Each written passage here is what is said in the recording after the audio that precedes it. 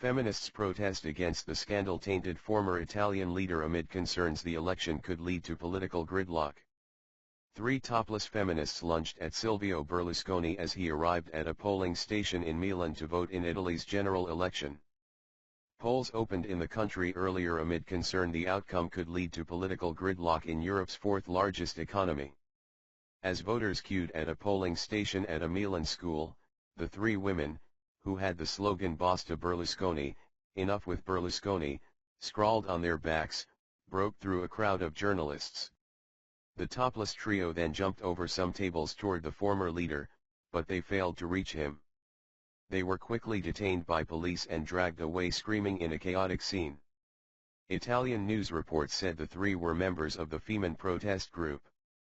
Mr. Berlusconi, the former prime minister, is leading a center-right coalition in the election and polls indicate he will come second to the center-left.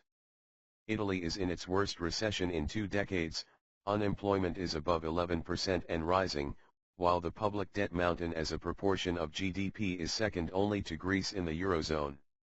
The current administration, led by the unelected economist Mario Monti, has prescribed a tough medicine of economic reform, budget cuts and tax increases.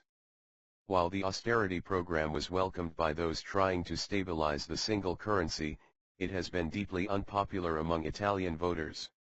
Support for his small coalition of centrist parties has foundered, while those who have taken an EU-critical, anti-austerity position have seen their popularity increase.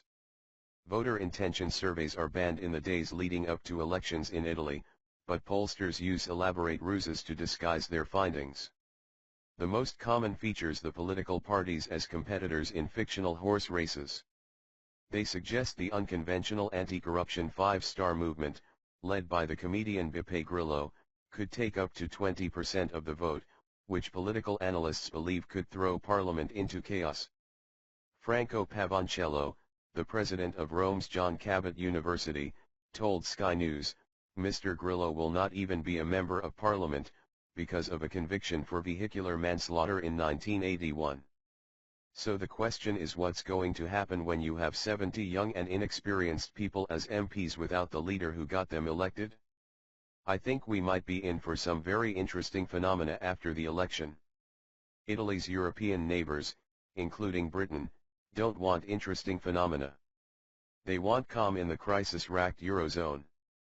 Because of the quirks of the Italian electoral system, it seems unlikely the 2-day poll will deliver a clear working majority for any single party.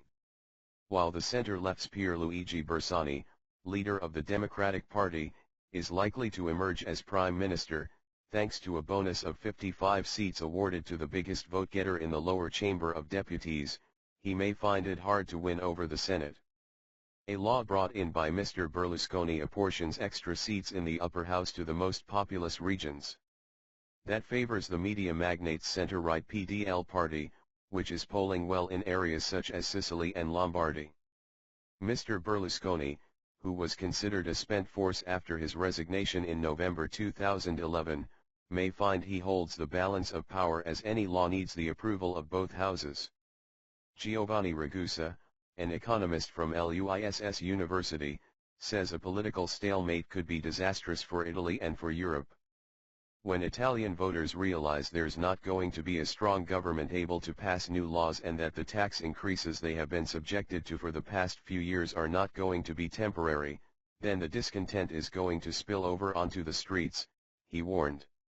Any political problems in Italy could affect the ability of the EU to bring about reforms which would ensure the stability of the euro, which the British government insists is necessary to help the struggling UK economy.